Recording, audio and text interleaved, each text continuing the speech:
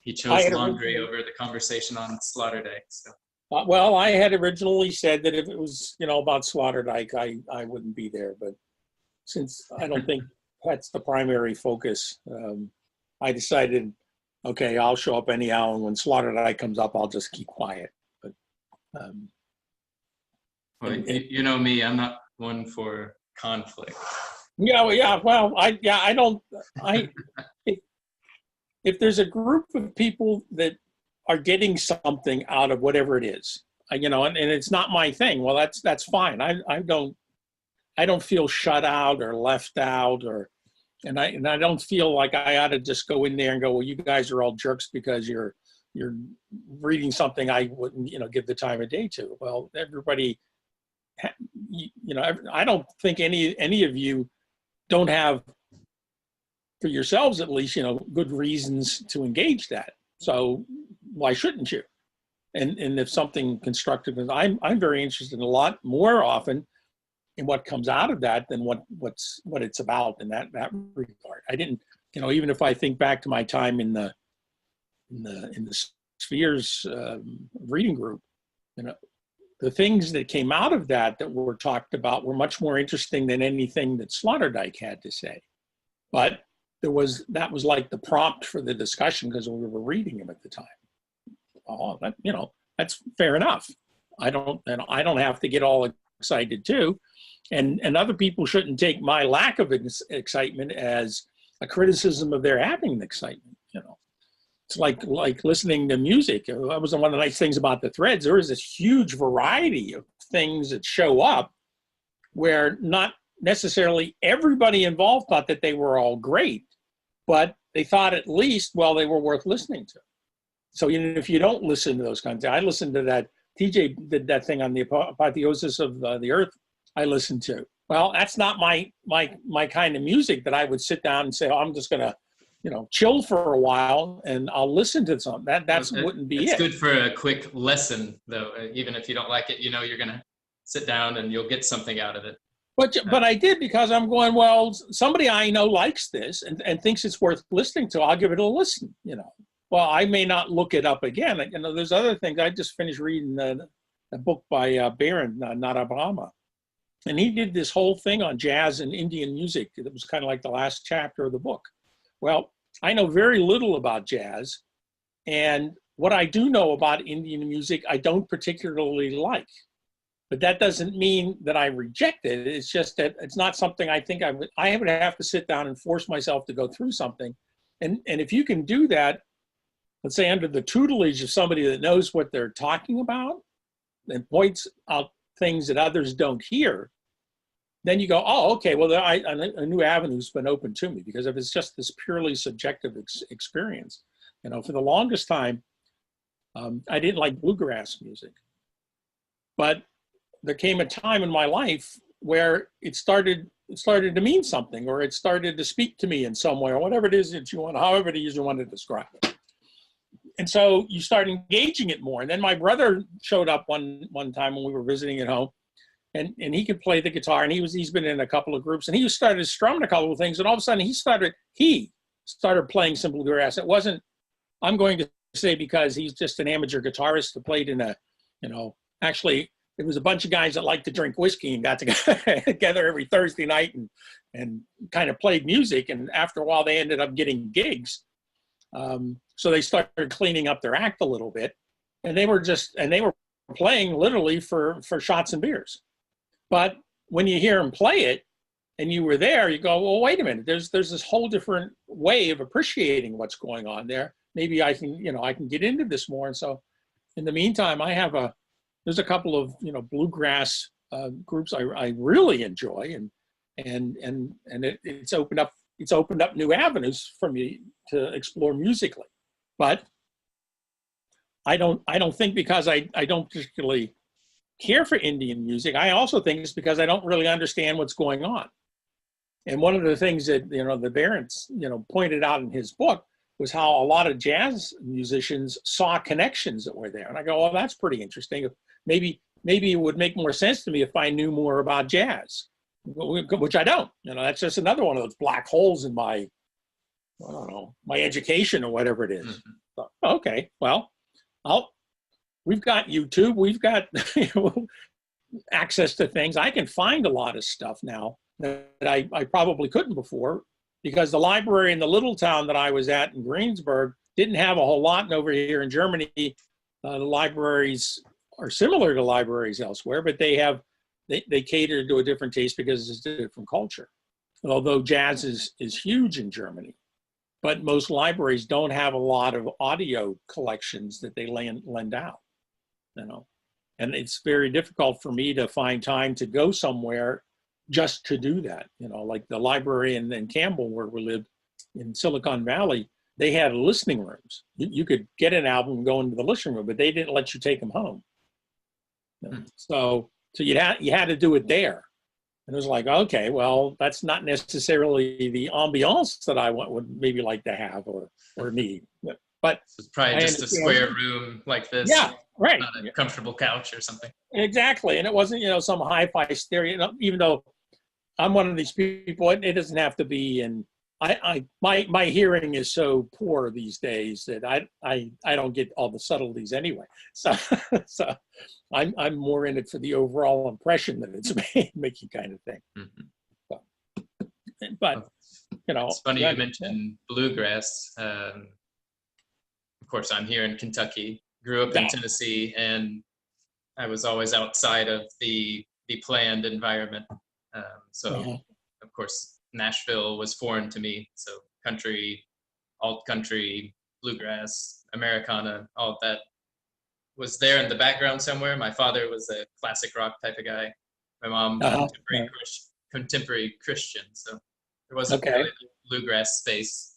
Didn't go into like bluegrass versions of hymnals or anything like that. Yeah. But my first experience was in high school. I would go with a friend to sit at Borders, which is like Barnes and Noble. Yeah.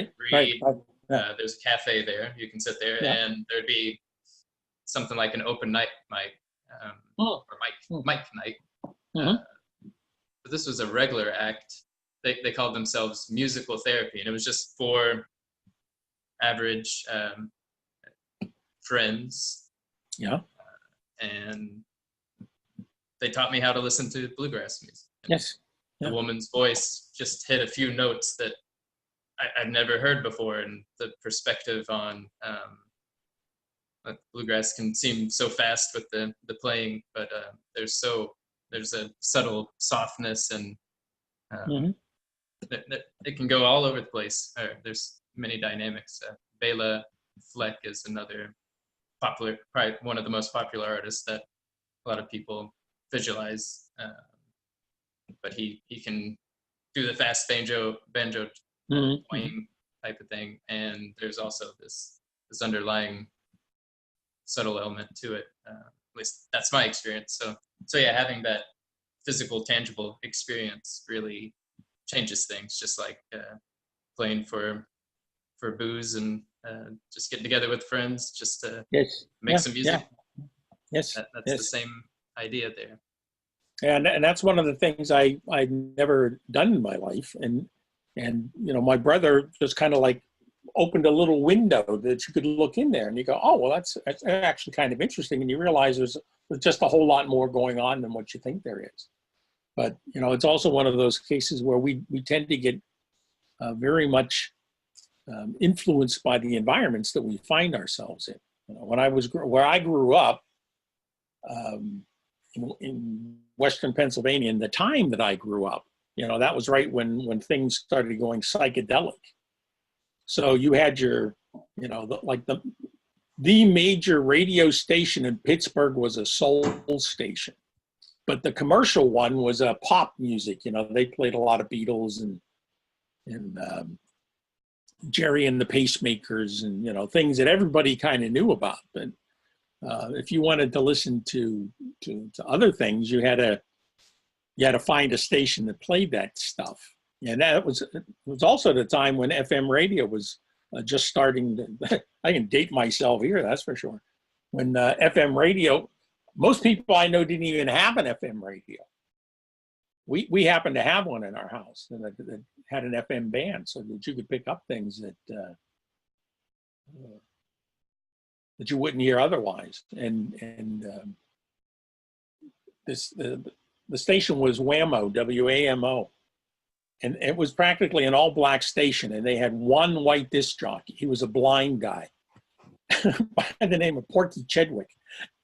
But he was a good disc jockey, and he came up with a program. It came on every Tuesday night, and it was called the Psychedelic Underground, and it was on Whammo played this, and for that show he called himself Pork the Torque. Okay. Completely into this whole marketing thing, and he played Jimi Hendrix, and he played all of these, Deep Purple, things that were just not at all mainstream, that were just now starting to, what we would say today, come online. And since so many people of all types, because if you wanted to dance, you listened to Motown and soul music, and that's what Whammo played. That was the whole thing. So everybody I know listened to that. And that was a way to get, people exposed to things. That was actually this really effective platform for spreading this new kind of music that was starting to become more visible, more listenable at that time. Of course, my mother had Christian radio on 24/7. So if I wanted to listen to anything, she's the only one that had the FM radio. So it was really hard I couldn't get her to switch the channels, because if they weren't talking about Jesus, she wasn't going to listen. So it was a real challenge until we were able to sort that out. My dad was a big band guy, so he thought everything that young people were doing, a very typical, working class kind of, my dad worked in manufacturing and, outside of Pittsburgh, which is big steel and whatnot. And so it was that's kind of how, it was a Leave It to Beaver thing, except he wasn't a Mr. Cleaver, because he didn't wear a tie to work. He actually worked in a factory, not in the office. And so, of course, all that stuff was decadent and going to lead to the dissolution of civilization, which it eventually did, but not in the way he thought it was. Right. Yeah. Well, I think I did. I'm sure he had his questions from time to time. But I lived a lot of the cliches that we hear about and read about in books and novels about that time, because that's just kind of the way it was where I grew up. And I went to a little hick university in Western Pennsylvania. It's not like I was at some Ivy League school or some big name state college. The brothers after me everyone went to Penn State. Now they're all addicts, but I could care less about where I went to school or about Penn State, but they get all excited about it. And, okay, whatever. So we're talking about different environments, whether we grew up in them or the actual listened environment versus lived environment. Mm-hmm. And we began with the libraries, how that space really opens up once these different aspects of our environment. Well, cafes are conversation and a sense of play or getting together around to have a good time, eat food perhaps, and so there's a lot of options by putting the cafe in a setting that's supposed to be the internal reading environment. And I think we can say complexity happens.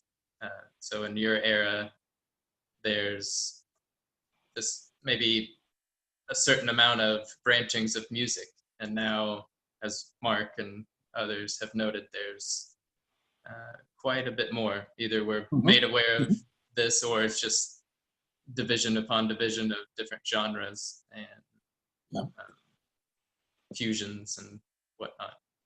I think we can say that we're getting more complex.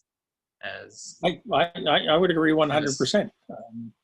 at least with man or human-made aspects of the world, where there's a lot more, just a lot more objects that we've created.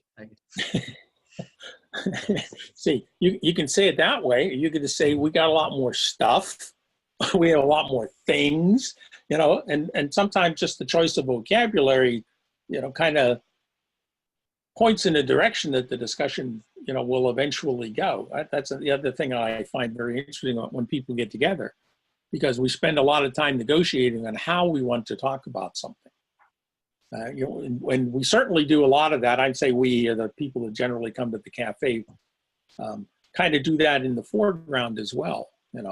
Well, I'm not going to come if you're talking about Sloterdijk, and I'm not sure that the connection between this and the connections is what you think it is. Well, it is and it isn't. That's part of that whole negotiation process. The mere fact that you can appear in 3 different discussion groups. Let's say, I'm just going to pick 3 arbitrarily because we have, the connections, the Bateson and the cafes. Well, you might be in all of them. Well, the mere fact that you're in all of them, to my thinking, automatically connects all of them in your mind. So you will naturally, it's like you can't not, unless you try really, really hard to keep them all separate. Because the one's going to leak into the other, and you're going to see that this is kind of like that, and you're going to, and so it will complexify the discussions. And even if your main focus, like John's main focus right now is on this connections thing that's going on, which is fine. So that's where his main focus is. And if it weren't for his laundry, he might be here. But we also have a reality that's going on. But at least he stopped to comment on it. Well, so it's not completely disconnected for him, though it's certainly not as strongly connected as for you. And I think that's, John likes to use the word ecology, and it's, it is a Bateson word in that sense, but the entire environment, the context of our complete environment plays a huge role in what we do and what we think and how we act. And that was the only aspect of, like, this evening's topic about space that attracts me, because I'll put it in negative terms first because it's easier to overcome, I think. If we're going to all act like jerks here, why would it be different somewhere else? Aren't we going to take our jerkness with us if we go to explore space? TJ pointed out we're coming up on the 60th anniversary of the moon landing and whatnot. Or I'll give you a different example, so we're not in space. Cathedral of Notre Dame is burning. It's a great cultural icon. I've been there. I love the place. I think it's wonderful. Now, when people see that building or hear about that building, they react to it in their own, wherever they are emotionally in relation to that building. And for a lot of people, it is this symbol of Western culture and thought. It's inspiring. It's uplifting. And the first thought that always comes to my mind when I visit a place like that is, it's always the same. It's like, how many people died building this? How many people were crushed by stones because they were forced to work longer than they possibly could physically manage? You see? So the curmudgeon that I am, would expect, okay, he'll look at it that way. But it's still valid because, the Catholic Church itself doesn't have a rich and glorious history of treating dissidents very well. So that's that side of it. But in the end, we have this building, and that means something. So that's the focus, and we develop all of these ideas around that. I found it very interesting. I just happened to notice that if you Googled Notre Dame right after the fire, they always give you suggestions in the right-hand column sometime or whatever, or YouTube or whatever, because you want to see a video. And all these videos of 9/11 were coming up. And somebody says, what do those have to do with this? There was no terrorist. I understand a mosque was bombed. Now in Sri Lanka, we've got this thing. This church was damaged by accident. So it's maybe more of a comparison of events then? Yeah, you perhaps. see, there's just these odd ways that we put things together, and this is part of the complexity that I think that you were talking about. There's this the algorithm thought about it completely differently than most human beings do, and at least one person said, you can't be doing that. You're making an association that's basically invalid because you're putting just because there's fire in this event, fire in that event, and there's some structure that is destroyed and then the structure that's destroyed doesn't really link them because they come from completely different spheres of experience and emotion, if you will. So that was one of those points of going, okay, well, the algorithm certainly needs a lot more fine tuning. Well, how long was it going to take that algorithm to learn that it shouldn't be doing things like that? And on the other hand, what is it that we are all bringing to this? How are we reacting to these kinds of things? And that's what I think determines where we are as human beings, well, individually to a certain extent, but also collectively or culturally. And that was a discussion that we had. This will really bother Nurk will bring us from the caveman discussion where TJ and I and Mark had this little thing about, well, what about, fear of death as being the driver of cultural development? Well, it's kind of there. It's not the main thing, but it's something that can be talked about. And TJ and I think at least agree that it's probably more on a collective level than an individual level that cultures and civilizations arise. So if you take that point, if we go into outer space, what are we taking with us? And what are we doing there? So we do this great accomplishment. We go to the moon where no one thought we could. And I recognize this is back in slide rule dominated physics. The computer that existed to do some calculations took forever, and somebody had to sit down and punch all kinds of cards to get it to do anything. And it was a real tricky kind of operation. But I always ask myself, well, how much garbage did we leave there? And you realize that they left everything. They took all this stuff and just dumped it and came home because they couldn't afford to bring it back. The weight was too heavy. So part of our first mission into space was to create a garbage heap. And I'm going, okay, I understand that kind of takes away from not yours personally, but that general feeling of, oh, how wonderful and how great and how progressive, what we've accomplished. Well, you really didn't accomplish anything. You just took you and put you somewhere else that you weren't before. You could have gone down to some unexplored, well, I guess that happens there too. You can go to unexplored parts of the Amazonas where we decide we have to show up looking for resources and we just leave garbage laying around. Now, it's something that we do. So we need to think about that as much as the great accomplishment that we're getting out of it. There's always these two sides, it's not just two sides, but there's always this ambivalence of, well, what's wonderful about it and where's the reality? And how much of the wonder is reality and how far does the reality take us to the wonder?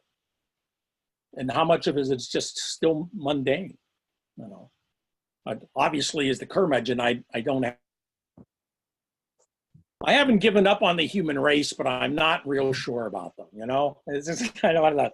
I'm very hesitant to say, oh, well, we'll get it sorted because we haven't sorted anything. It has been noted that your curmudgeonry has been evolving, at least on the site. But I think TJ generously called more of the professor that actually teaches you something rather than just the old fart. So you're making progress. All right. No, well, you see, now is that necessarily in my mind, quote unquote, a good thing? You see, it's that whole notion of progress. That's something it's also come through. That's what I liked about the post, your response to John. There's lots of things that come through these cafes that show up elsewhere, or we're somewhere else and then flow through here.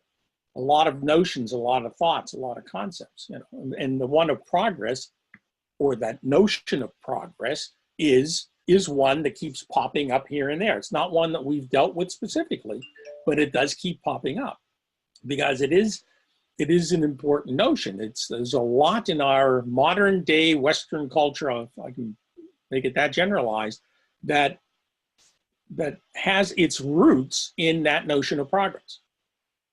But that notion of progress is still one that one could question. It's questionable, it's questionable in both senses. It's able to be questioned, and some might not have as positive a relationship to their questions as others. Right. There's a quote by Barbara Kingsolver, another fellow Kentuckian, an author here. But when you were talking about the September 11th connection to Notre Dame, she says, "You bear this world and everything that's wrong with it by holding life still precious each time and starting over." So this speaks of, I guess, the process of progress, or a negative event that can throw everything into the ashes. And here we are starting over again, but this end result does have some greatness to it, or preciousness, as she said. And there's always the light and dark side of the moon. But I'm sure if they arranged the trash on the moon so you can't see it by satellites, it's not tucked away at an orbit point where we'll never see it, perhaps. I don't know.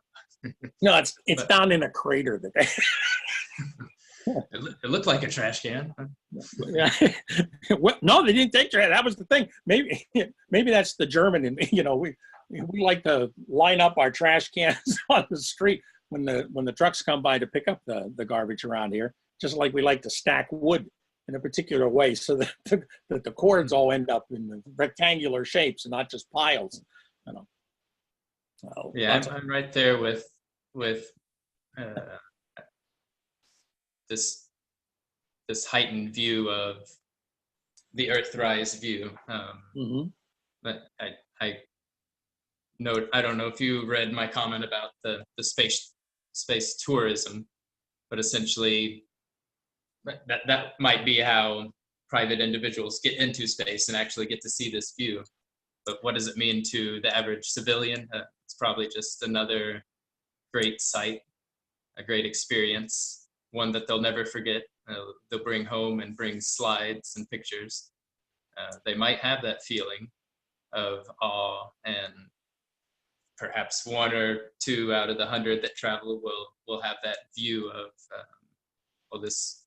this new perspective makes me realize that I'm just a little human on the earth and need to take care of it best I can, as the astronauts come back from space, often with that saving humanity mentality.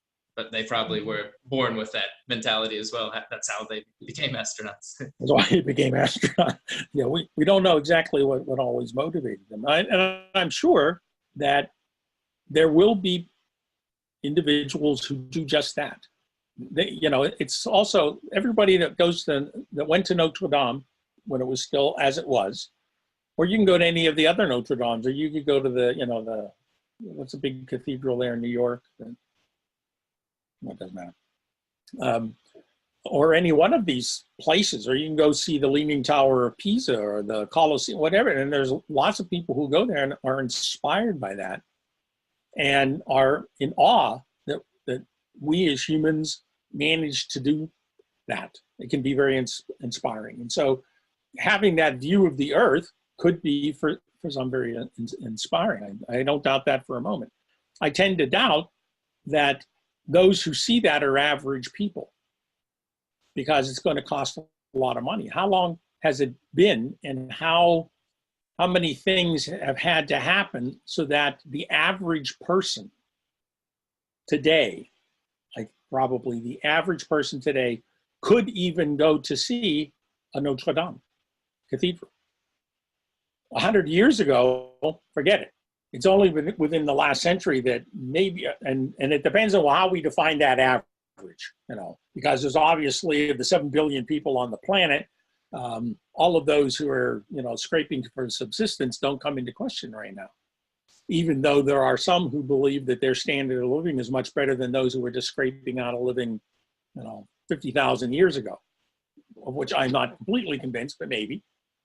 When you have to walk 3 or 5 miles every morning to get water that's not going to kill you, it's a whole different world than whether you are inspired from space. Now, this is not to mean that we couldn't be, but I don't know how many are going to be able to do that. How much resources are required for a trip like that? What has to, and I'm not just talking about money, I'm talking about, whether it's the fuel or whether it's the metal to make the rockets and the things that get disposed of and burn up in the air, whatever it is that's going on. This is not, right now, it's still a non-trivial undertaking.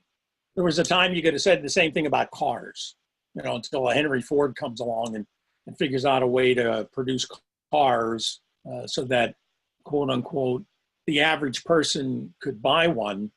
Except that when we look back when Henry Ford started building his Model Ts, he was paying his people enough that they could buy them. Otherwise, he wouldn't have had any customers at all, because they were too expensive for the vast majority. But there came a time when the average earning person could in fact buy a car, and so we end up in this this good, bad, or indifferent. What's come out of it, what was made of it.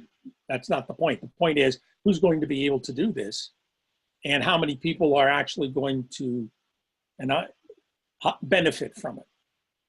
Now, you would think more people would benefit from being able to see the picture, but somehow that really doesn't do it for us. Because I know lots of people who saw pictures of Notre Dame. Back in 1990, a group of people that was in an organization I was with, we got together and we all went to France for a week, 2 weeks actually. And of these 54 people who went, only 25% had ever been out of the United States before. So for the vast majority of the group that went, this was like going to the moon. And for them, that's how they experienced it. These are people that were very open to these kinds of things, because they saw things, smelt things, experienced things, ate things that they never, ever, ever believed they would. And you can go to a place like Notre Dame. I had a little chat with Michael here not too long back, and the topic of Gothic cathedrals came up, and they're built, oddly enough, so that when you walk through the door, the way the architecture is structured makes you stand up. You kind of like walk in and you're looking around, and then you just get this feeling, and you can watch people coming through the door and just start going erect. And it has to do with the structure, because the structure is made in such a way. They're so cavernous but high. It's not like Plato's cave, which is also cavernous, but I imagine that kind of broader. But you walk into this narrow nave and it just goes up forever. And at some point you just go, because you want to see what's up. The next thing you know, you're standing up straight. Isn't it? And most people, I'm not going to say most people, a lot of the people, especially the ones who were with us, noted that when they came out. When they came out of it, they go, you walk differently in there. And it's not because they were devout Catholics or that it has to do with the environment that you find yourself in and how that is constructed. And one of the things that I find fascinating about structures like Notre Dame, the World Trade Center is probably the same. I don't know. I never saw it. But that they have an effect on us other than the ones that we think that they're having. So being somewhere and seeing that view may very well have an effect other than the ones that we think we have, but we're, I think a good portion of the time getting into it, very few people are going to be able to experience that. And until you've experienced it yourself, it's nice to know, it's nice to hear, but it really doesn't do a whole lot for us. I think it's one of the problems, even with the mass media we have and the social media interactivity that we have. It's a lot of it is simply lacking personal experience. And if you don't have the experience yourself, how much do you really get out of it? You know? I had heard a lot of bluegrass that I didn't like before my brother played it, but I had a personal, direct relationship, and we were in my dad's living room, and he wasn't listening to big bands. he was listening to his third youngest son play bluegrass, you know, which for him brought back some childhood memories that he had probably pushed aside for the longest period of time as well, because he grew up in an environment where that was much more common than it was now, because it went out of, culturally, that was not part of wasn't above the radar, limited at the time. So, and I don't know. With what we've explored in various reading groups and online conversations, I'm drawn back to, I don't know if you followed along with the Octavia Butler thread, but at one point, there are various, it worked in tandem with maybe some of the ideas Sloterdijk threw at us with space. And there's the wall, but there's also more of what we're getting at here is Lauren Olamina, the main character, is seen as this prophet visionary figure who believes in Earthseed and seeding humanity to the stars, because that would be a fulfillment of sorts. That wasn't fully fleshed out, but because she was stuck inside of a dystopian environment, a walled environment that stifled all that. So she was seen as a beacon of hope with her vision. But so the astronauts could be these visionaries. They're bringing back the message, as was seen in the Ron, I don't know how to say his name, Ron Garan, the video 240 miles above the Earth. Oh, yeah. There's also the Netflix series I posted, that it's a good perspective or it gives the astronauts perspective, and really it does make you think, because it's good cinematography. It's just like a good song will make you think and change your life for that moment. But until, like you're saying, we get those numbers to follow along, to be. And there's also the internal space that's something we explore here, or Johnny's a proponent of, the internal rather than external exploration. And, or Neef, North, what's his name? Neef, I was saying Neef. Is that the name you gave? Nerk. Yeah, Nerk. There we go. But, so it'll be a while before civilizations and humanity as a whole will be pieced together on this view, in order to, well, our concern is survival to a certain extent. So we're concerned about the environment that we're in, more so than concerned about the International Space Station. It's good to know it's there. It's good to know that people are thriving there, but we're not necessarily receiving their message, nor it goes to the ground control rather than spread out to humanity as a whole.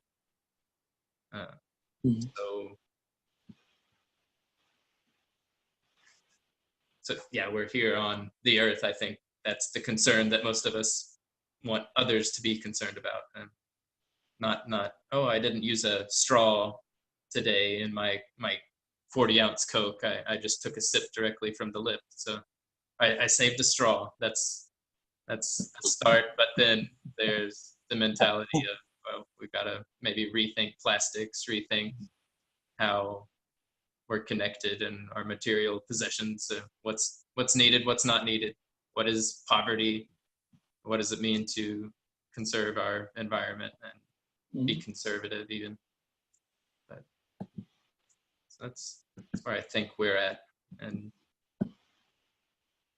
Well, there certainly is that ambivalence, because everything that comes across as grandiose, and the only people that can we can blame the capitalists for this, I think, because they always tell us to think in terms of costs, and I don't always think that we need to think in terms of costs, but for different reasons than a capitalist might think. But if it is a matter of cost to a certain extent, if we have to consume resources to do something, how do we prioritize which resources we consume for what reasons? And we are, fortunately or unfortunately, it's also a perspectival kind of thing, at the point where there are some resources that are getting so dear that we won't have enough of them to do certain things, and that's going to cause another series of problems that we are going to have to deal with.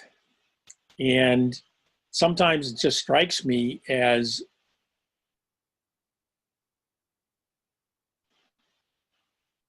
I don't know what the word is that I'm looking for.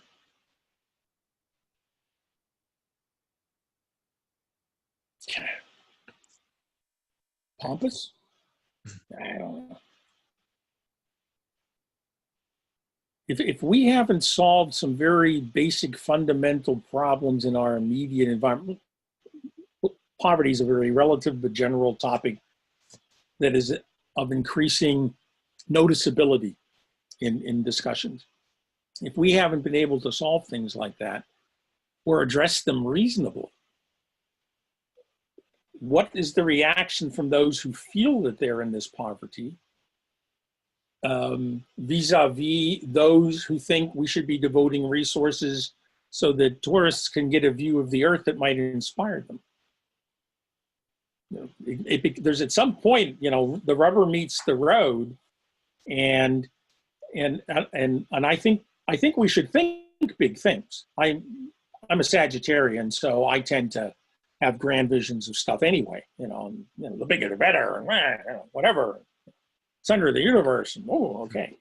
But I'm also, I have a Virgo rising, which is very detailed and practically oriented. So that always those two get tempered in me very quickly. Oh, that's a great idea, but what's it going to take to get there?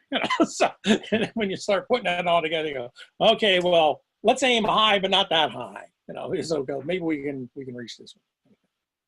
So you're always fighting with that kind of thing, because we do have some very, very significant issues, and that's one of the things I like about the group that you guys talking around with DeBoer had raised, is trying to find different ways to think about those things, which is what I think, or at least the message I'm getting, is the essence of what you all are trying to explore there. Is how do you find a way to think deeply and otherwise about relatively practical issues. Survival of humanity is too grand a term to be termed practical, but it's because it's not, I'm going to do this and it's going to happen kind of thing, but it's something that has to be worked on in very concrete terms. So that, that's always a part of it, at any rate. And I think we're increasingly finding ourselves in conflict with what we aspire to on the one hand, and what we even think we're capable of doing on the other. Because a lot of resources need to go to whatever it is that need to be done. And there's too many things not getting done, as we see as each day goes by. It's, at least as far as I understand the limited news that I take in, either online or elsewhere. But we've just got a lot of things that need to be addressed. There were weeks and weeks of demonstrations in Paris by people with yellow vests, and the cathedral burned. And a lot of those were financial issues that were being raised, taxation of people at lower income levels and whatever. And within an hour, almost $1 trillion had been raised in donations to rebuild that church. And I asked myself, well, how does that happen? Well, obviously there's a different emotional bond between the person that's going to part with his money in that church and the person that's going to part with his money and those people wearing yellow vests. And it's, to me, it's a very relevant, it's a relevant question. I don't begrudge the people that make the donations to the church, and I hope very much that it gets rebuilt.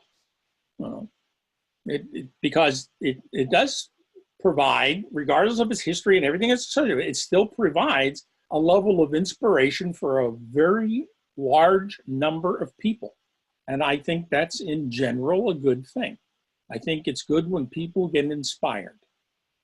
Of course, picking up on that inspiration and being able to direct it in useful ways, that's a whole different, but at least people can be inspired. And I think that's something that we don't have a lot of these days in most instances. So,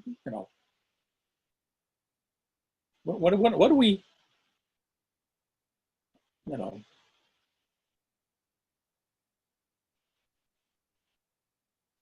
then the question is that I want to ask.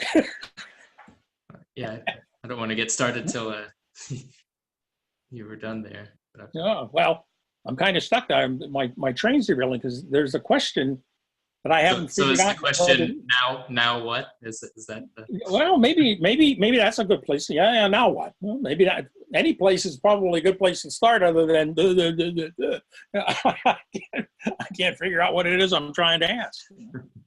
It seemed like a question was formulated. We don't have a cathedral just to sit there in awe and silence. No. That's recollect our thoughts, but that's how we started the conversation with libraries being rebuilt. It has. Well, interestingly enough, you made a good point. Interestingly enough, the entire little chat that we've had has been about space. But it hasn't necessarily been about outer space. That's been included. That's about the only thing that I really retained from Sloterdijk is, well, the word space and the various word space. Yeah. So I've retained space. Mm-hmm. So he's influenced me in the sense that now I can have more than a 5-minute conversation about space. So it's very helpful. So I appreciate what he... Very positive. I'm all in favor of that. That's but not to distract from where we were going there. But yeah, with space, we're also talking about building, rebuilding, and dismantling environments of spaces, if you want to talk about that. Yeah. Or transforming them, or because the Rust Belt wasn't called the Rust Belt for no reason, because there were just vast stretches of things that were rusting, rail cars, railroad tracks, whatever it was. There's all that metal that was being produced. You can go to Detroit and there's people who won't drive down certain streets because that's where the factory once stood, where I earned a living, and I've got nothing now, kind of thing. We see this up in what's called the Ruhrpott, northwest Germany, where the coal and steel plants were. It's a vast wasteland. It's a lot of times you see scenes of it. It's like looking at a scene at the end of Planet of the Apes, where you can see that there is these ruins of structures that are being reclaimed by the forest and the jungle, because it's just there's nothing there. Yeah. I just traveled to Pine Mountain Settlement School, which is in the very heart of the Appalachians and the Kentucky coal mines that living in the settlements there. And Pine Mountain Settlement School is, if you go to their website, at least it says, and I would attest that it's one of the most beautiful places in the world. It's been not necessarily voted that, but acknowledged as a very beautiful place. And it is. There's old growth forest in certain areas. Some amazing trees that I hadn't noticed the first time around, and each time we go there every year for the past 3 years, and each time it grows on me, or I do a little bit more exploring on one side of the area. It is another natural wonder for me. But the drive there, there's completely cut off mountains and abandoned coal. I've never seen abandoned coal mine areas and whatever those chutes are called. I should know. My son loves Thomas the Train.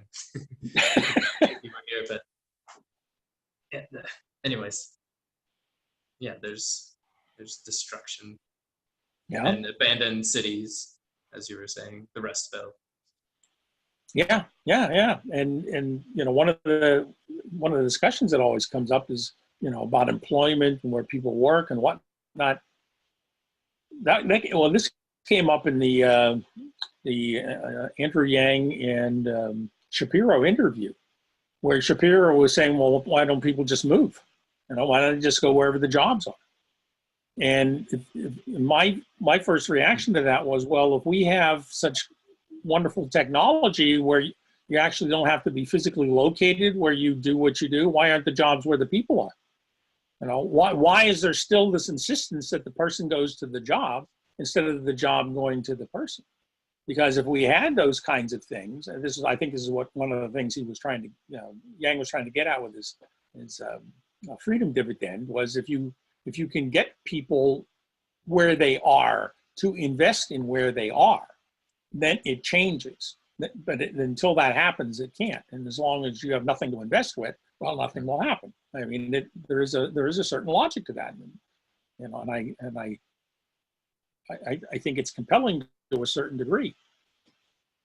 Of course, there's then the follow-on question: well, are we all going to have jobs, and do you need jobs, and what that whole role of work in our well-being and our sense of self and our sense of worth and our sense, whatever it is. And a lot of the problems that we had. I worked for a company that here in Germany. Our primary purpose was retraining of unemployeds. We did over 90% of our business was in retraining programs for people who were unemployed. And we had one of the biggest challenges is for people who have been unemployed for any length of time. There are some people who know that once they leave the workforce, they're never going to get a job again, and that has a huge impact on what you can do with these people. And then there are other people who have been unemployed for so long, they now think, I'll never be able to get a job again. Some of them managed to do that, and we were able to get a lot of people funneled through the system. But it was it's kind of like with prison. A lot of people go to prison and end up back in prison. And not necessarily through any fault of their own. It's just because that's how the system is set up. And in the unemployment world, it's the same kind of thing. So you get people that are kind of cycling through positions, but never really getting a job. Well, they're not getting employed. They're getting jobs, but they're not getting employed.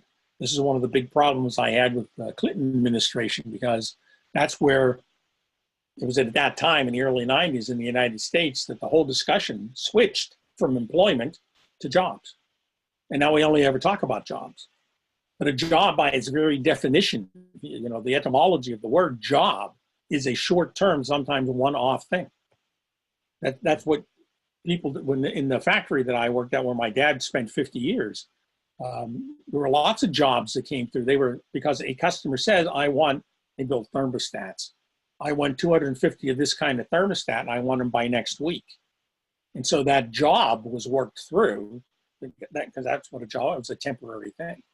And so we've actually, for the last almost 30 years, have destabilized employment so that we only think of it in short-term terms.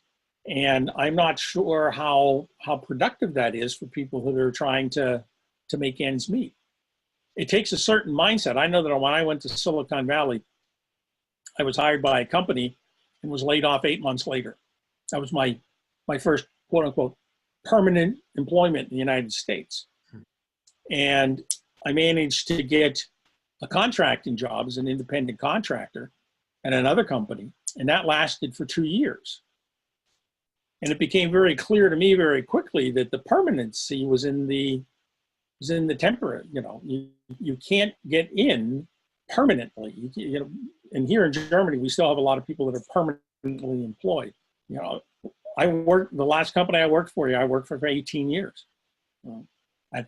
And it would have been longer if I had been younger when I started, but I only had 18 years to retirement, so obviously I was done then. So then I was out.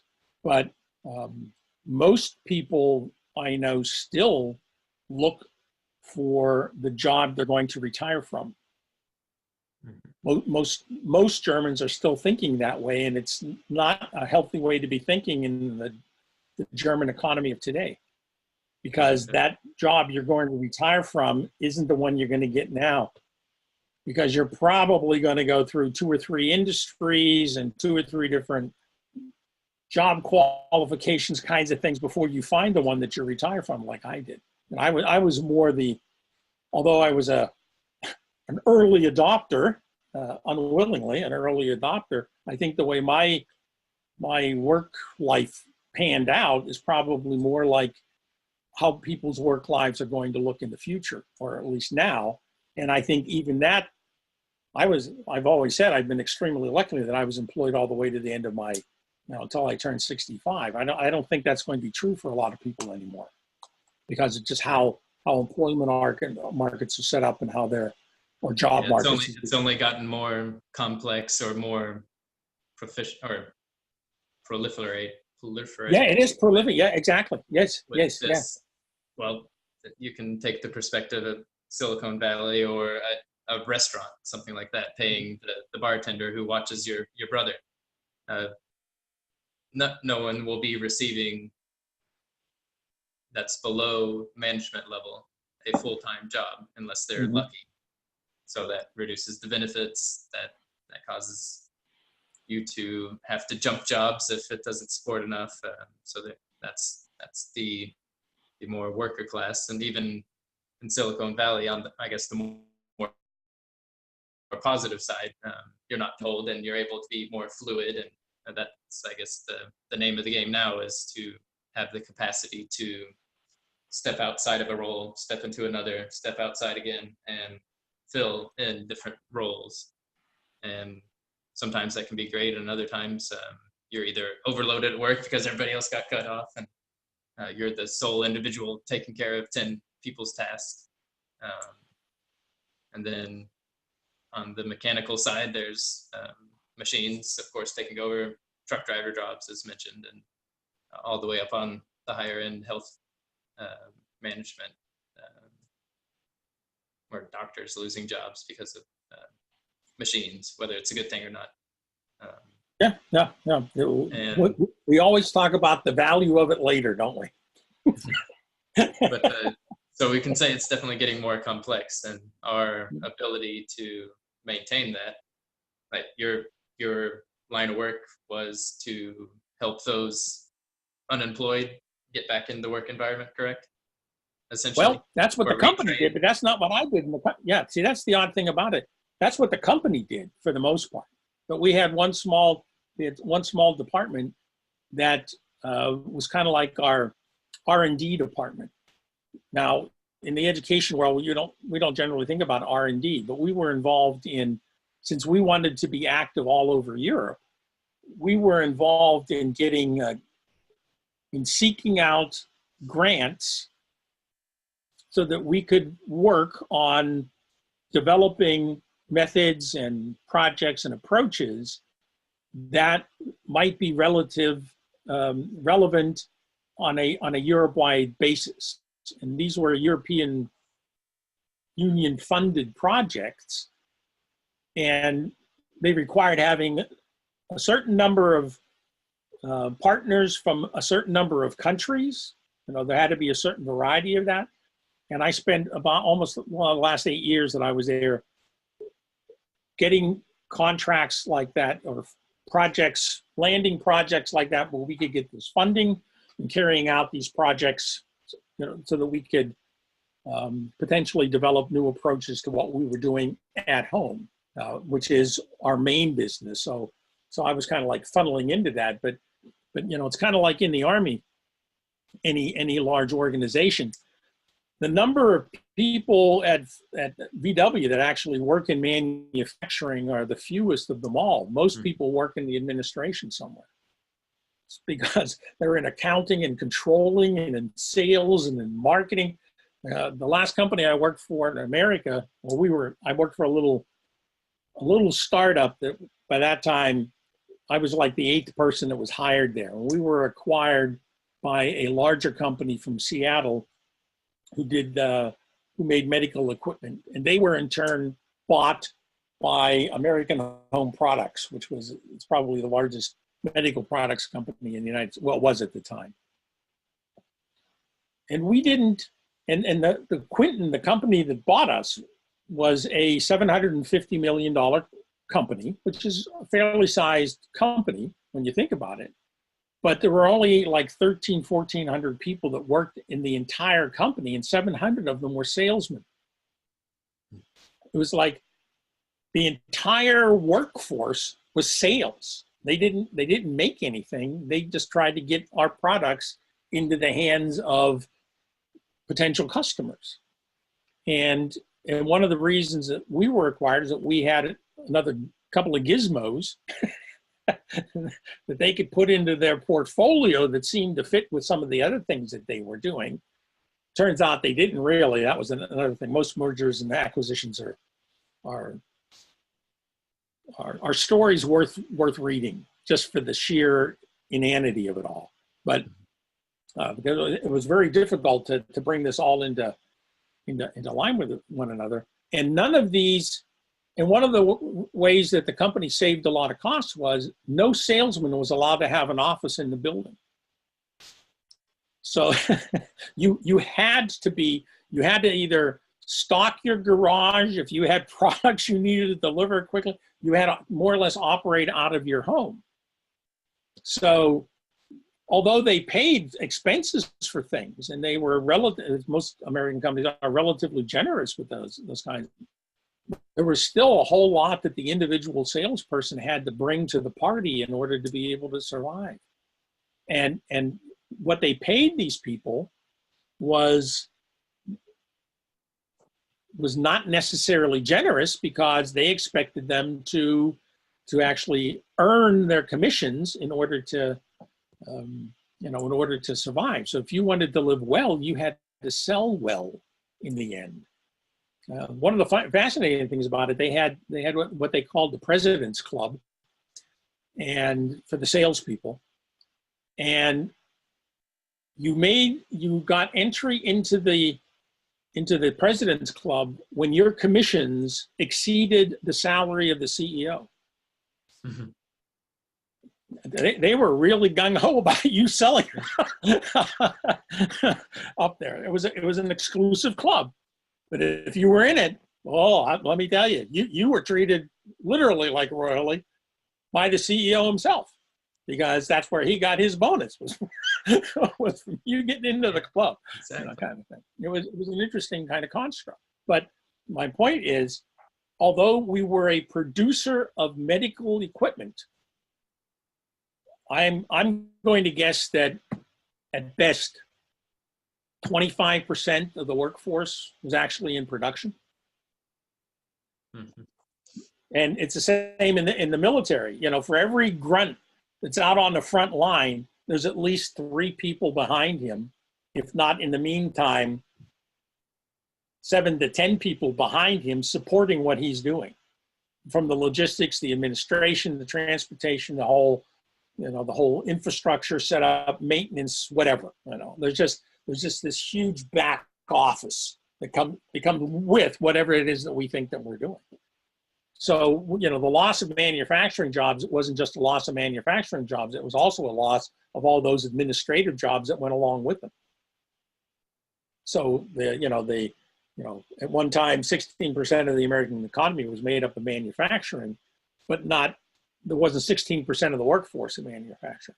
They were in the manufacturing sector doing all of that support so that manufacturing could be done. And that's probably still that way today, even though the numbers change. And moving to a purely service economy isn't going to work either, as we see in Great Britain. 80% of their GDP is derived from financial services, and the financial service center of Europe is leaving London. It's going somewhere else. It's going to be in Amsterdam, Paris, and Frankfurt. So all of that capital and a lot of those jobs are already migrating to the continent.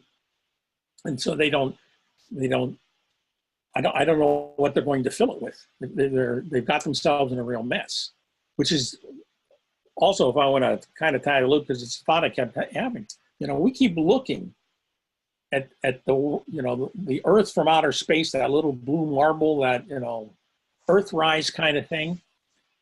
And ever since that has shown up, it seems like that shows up, and parallel to it, as we move along, and we should be thinking more globally, there's this rise in nationalism. And new countries get formed. I don't know how many new countries have shown up in the last 30 years, or people who've declared their independence. Some of them got them, some of them haven't. We still have it here in Europe, where the Catalonians are, still escaping arrest for having a referendum to leave Spain, kind of thing. And then there's this rise, well, let's split apart into smaller and smaller groups. I'm not clear on why does that happen? What's the relationship between the two? Why is this drive towards we need one planet, one people, whatever it is, and that's kind of like the last thing that's happening over here, because there's this other thing going on, and I tend to think it's kind of like a natural reaction to that somehow. It's not necessarily a good. It's just one that pops up. Somebody says, "Yeah, we have to do more." It's like, oh no, gotta circle the wagons. Can't be having this big thing going on. I don't know if accelerationism is the right term, or in the sense of this fracturing or splitting off of cultures, and perhaps this goes back to William Connolly and he's using the story of Job in the beginning, and the confrontation of God, and perhaps if we add in this past century's death of God and kind of the human view, it seems to be a humanistic perspective that a good group of us take, in the sense that we have a lot of even the most intellectuals say, well, we are in control of our destiny, and I don't know where I'm going with that part of it, but I'm not the only one that loses my train of thought along the way. But so it essentially, our destiny is in our hands with the individual level, and even though we're becoming more interconnected, even though the astronauts, or that perspective, does provide this new perspective, as humans, our response will be that of course, complex mind. So each of us has a different mind that has different meaning that gets extracted, and we go from there and pursue what we see as right. So the same can be thought of as, well, there were 4 or 5 religions, the axial age, and now we've got things like Scientology and other ideas that perhaps were always lurking in the background, and we finally discovered these new views to carry with us. And so as we're becoming more interconnected, we think we've got it all figured out. So my country will split off, and our views are better than yours, or more reasonable. So that could be fracturing of states in the United States, or separation from the European Union, because we can take care of ourselves, thank you, but maybe not. Let's talk about that a little bit more. Type of thing. Well, so, you see, that's one of the interesting byproducts, is that we think we claim we can until we actually have to do it, and then we realize maybe it's not that way. Because that's the pattern I keep seeing coming up. I think Trump and his trade policies is really a good example of this, where they are much more divisive than they are bringing folks together so that we can trade. You know, the approach is, well, I'll just threaten you, or you have to pay tariffs, or you've been getting a free ride, or, you know, whatever it is. The argumentation's faulty, it's clear. But the idea is not to promote trade. The idea is to actually to inhibit trade so that I benefit and you don't. It's, you know, it becomes a competitive thing. Well, if you combine in all of the other folks that are kind of thinking the same way, like the Russians, the Chinese, or whomever, all who have grandiose designs on determining how that trade game gets played, then what it does in the end is it accentuates the differences rather than how do we get ourselves together. And so we start thinking, well, I can, but actually you can't. I don't know how the United States thinks it can survive on its own, even though isolationism has a grand tradition in America. You know, and they think, okay, and it is a big country with lots of resources. You can do lots of things. No doubt about that. But the ultimate question is, can you survive without others? And I'm not sure about that. And I think this is one of the things I think Connolly's saying. Why we need he phrases it as planetary, not global, because global's been taken up by the other folks who think they're going to. But what they're doing is also divisive. You know, if you can divide countrywide, and throughout the world you can divide rich poor wise, or because that's also happening. So, you know, there's a lot of divisionary forces at work, which don't necessarily thwart one another and can complement one another. And it makes it all that more difficult to try to find or suggest ways out of that dilemma, especially if you're one of the persons who feels that you're being negatively impacted by the dilemma, which it seems to me a growing number of people are. So that's and that's an area where I see that space gets transcended. You know, it's I know that Marx said that, you know, proletarians of the world unite. It was said a long time ago, and it was actually a very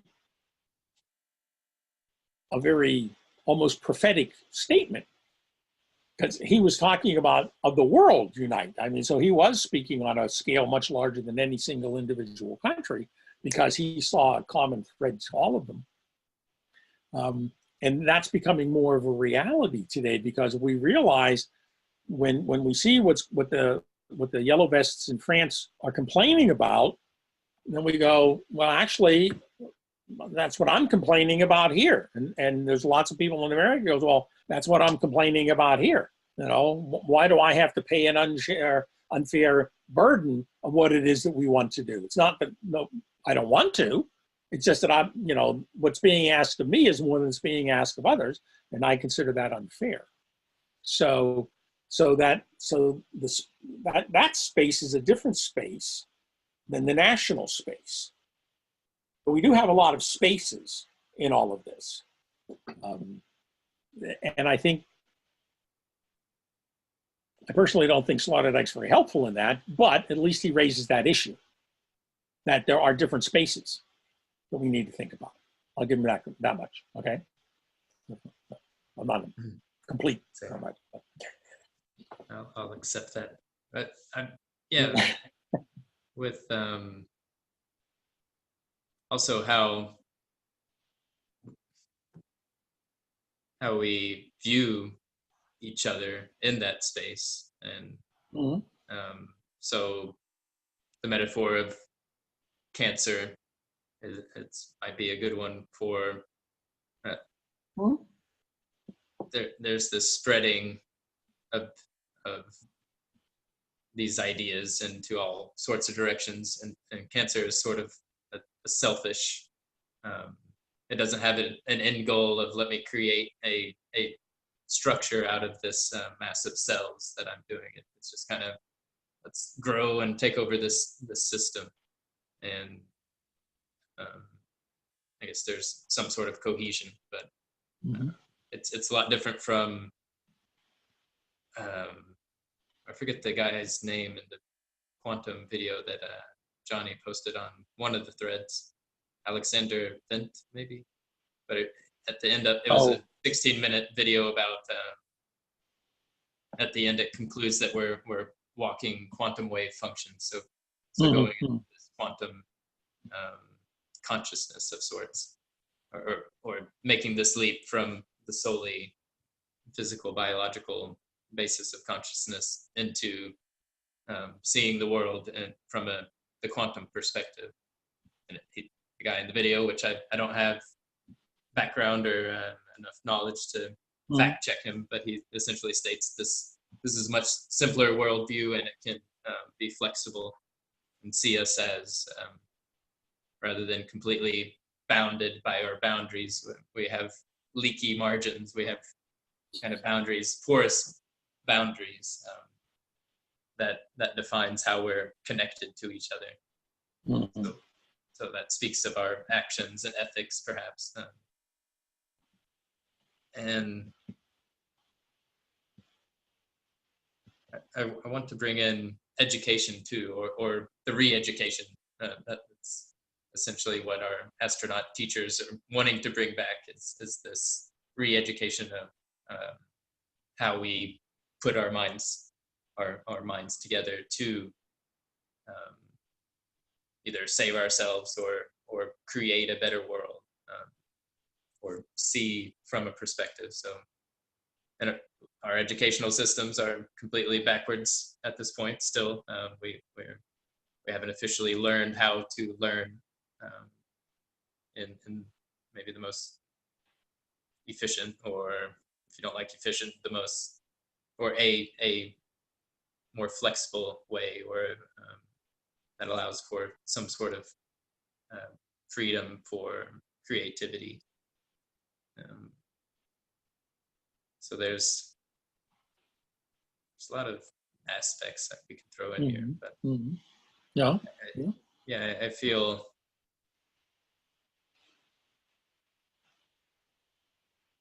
that the re-education aspect is very important. So how do we introduce that? I don't know.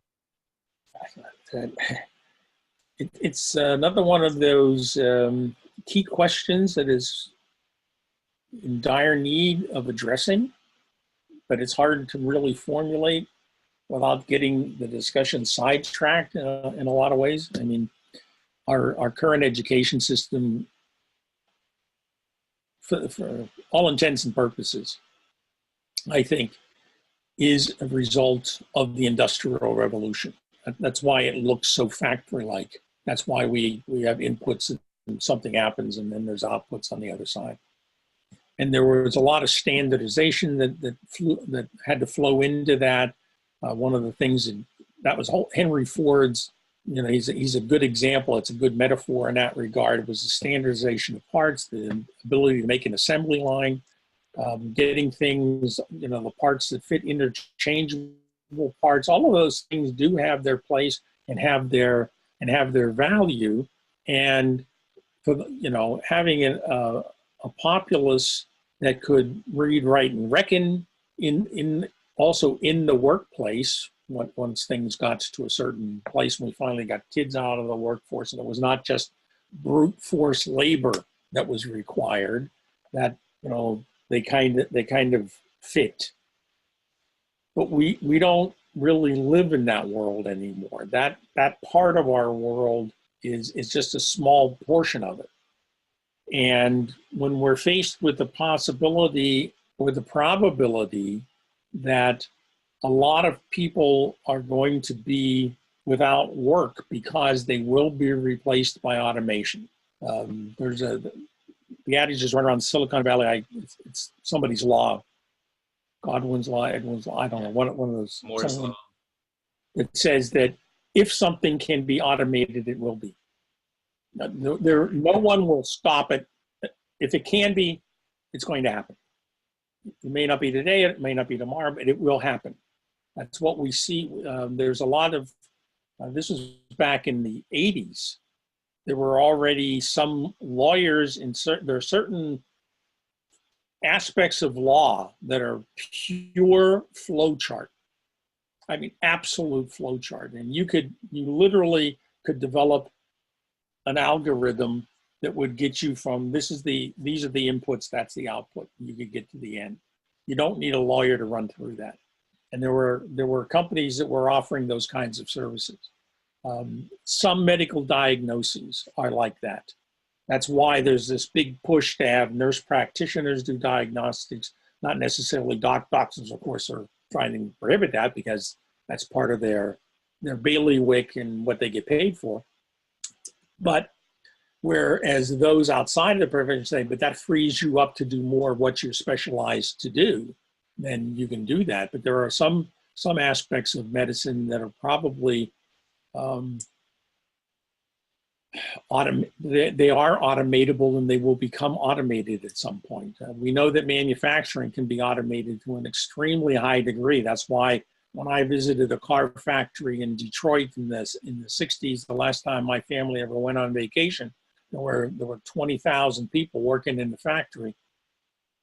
And when I visited the BMW plant in Charleston in 2010, 2011 or what it was, there were 3,000 people on the line. And they were producing twice as many cars as were being pushed out of Detroit in the same span of time. So, because it had been automated. And most of the jobs that remained was simply because to build the robots at that point in time was more costly than having the person on the line. But the moment I can get the robot to do it, then I don't need the person anymore, and the person goes. Or they redesign the car. Of course, the cars are designed to a cost point factor as well. That's why most cars, regardless of what company you buy them from, tend to look the same. If you need to get something that weighs 1.5 tons and gets 30 miles to the gallon, there is a limited range of physical characteristics that it can have, and those get defined by airflow and whatever. And so you can get algorithms to start doing design work, which meaning picking up on that, and you don't have to do it yourself. There was a time when only human beings could do that, but because of if you can define the problem clearly enough, you can generally find in a lot of things, not in everything, but in a lot of things, a very flowchart way of doing it. Flowcharting was the thing that saved me as an English major in engineering. Is because if you can do it, you can figure out lots of engineering problems, or you can figure out, my job is to figure out what's going to go wrong, not like the engineering problem was. We had designers that did that, but what's going to go wrong? What's going to break? What's going to break down? Where do I need spare parts? How do I know what I need to replace? In a car, it's relatively easy. The tires will be replaced because they're a high wear item. Windshield wiper blades. But there can't really be a flow chart for the humans or the people that lost their job. You can't just say, okay, in some there are lots of there's lots of people programming skills, and then you will help do that. That works for a good small portion. But yes, and those things are being done. And it's just one way. It's not the way. But if you're dealing with a relatively mechanical system, it works very well. When things start getting too complex, it breaks down, because you have to break down the complexity and the simplicity. And sometimes it just doesn't work that way. Sometimes it really is that old cartoon with, the scientist, and there's this kind of cloud in the equation. He goes, and then a miracle happens, and then this comes out at the end. And for those things, we'll probably still need people. We don't know how long or for what, or however we figure out that we want to structure our worlds that we find ourselves in. But if it can be automated, it will. And I know that the technophiles and the techno-utopians say, well, new jobs will be recreated, but they won't be. And they're not just going to shift, because that whole notion of jobs and that whole notion of work in the sense that we've known it all along is also dissipating, as far as I can tell. So we need to be thinking a lot harder, I believe, about, well, how do we define our own sense of self and self-worth? more than what skill sets do I need. And our current education system, to keep it in the education line, is geared towards skill sets development. And I think we can talk about creativity as a skill, but I don't think it's a skill. I think it's something more than a skill. I think it's a way of dealing with skills. It's a way of, it's as Nurk would put it, it's probably some kind of meta level to that. Because I was gonna maybe not go meta, but on the level of how we are within this old framework, these various structures, and we've kind of taken them as far as they can go. They're dying, a dying breed. And one thing that I like is the rebuilding of new structure, or building from within the old. So Notre Dame is a good visual where, well, it's still standing, most of the structure, and there'll be lots of continuation, and life goes on. Yeah. So from within these rebuildings, new ideas form in education. I think next week, one of the reasons I wanted to bring up education was Marco Massi and I will have a kind of introductory talk where he'll do most of the talking for his free progress education, if that goes well. But we'll have next week's cafe will be on something related to what his line of work. So, and essentially, you might have read what was available online at some point, kind of a summary of his book or his proposals, I suppose. But it's essentially just various modes of education coming together to meet the needs of the individual for more. Creativity isn't always the right word, but more freedom, more potential to be unraveled, just within being able to pursue that and not be cut off by the laws that are in place. So going back to, say, education in general, that if you're still a teacher within the school system, you will learn what rules can be broken. You'll learn what parts of the structure can be superseded or just forgotten about, and as long as the higher ups say, okay, well, yep, I'm turning a blind eye, and you can actually be creative and teach your children what you'd like, or your students. Same for the workforce. I've advocated. Right now I'm working, and I find this more important to my well-being and what I can become. And it's the same with anybody within a job. They find out what they can and can't get away with. It sounds kind of devious, but it doesn't have to be devious, but it is, because there's that always that hidden aspect that might come back and bite you in the butt if you're not careful, if you go too far, step beyond the old structure boundaries. So that it's, I've have gained an interest in these little formations that are trying to see new ways. Of course, the whole structure cannot be rebuilt or demolished. We're constantly seeing good and bad ideas come up in all places all around the world. And so it comes down to, for me at least, personal preference, personal choice, and that path I take towards certain spaces that really define my world. And I would hope that we could all agree that none of our spaces or our home base doesn't necessarily have to be the one, and we have to realize that for other people is a core component of that. So education work doesn't need to be siloed. It doesn't need to be one size fits all, or one way is the way.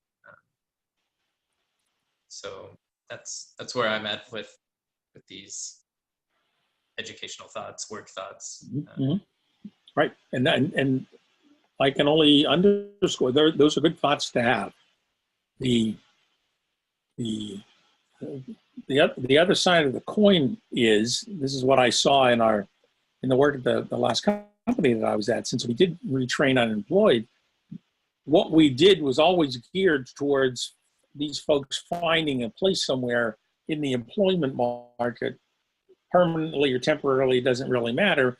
Somehow they had to fit in, and since that's the way it was, especially vocationally, corporation business itself had a huge say in what the education and the training looked like. And they were very specific about what they wanted to have. And this was actually the point that I was getting at with the industrialization and why the schools are the way they are now. It's because industry said this is how the schools have to be. What you're saying, and what I'm pretty sure that Mark is saying, is this isn't how schools have to be. As a matter of fact, this is how schools shouldn't be.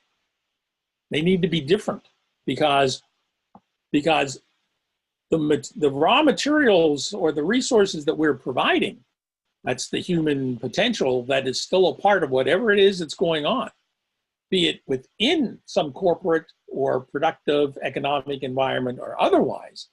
The requirements have changed so significantly that we need to do a general rethinking of what that means. And we also have to become very clear, and this goes back to this whole national way of thinking, if you will, at least in one respect, is what does a given national culture think education is? There was a time when we thought education was a common good. That thought is as good as dead in almost all places in the Western world.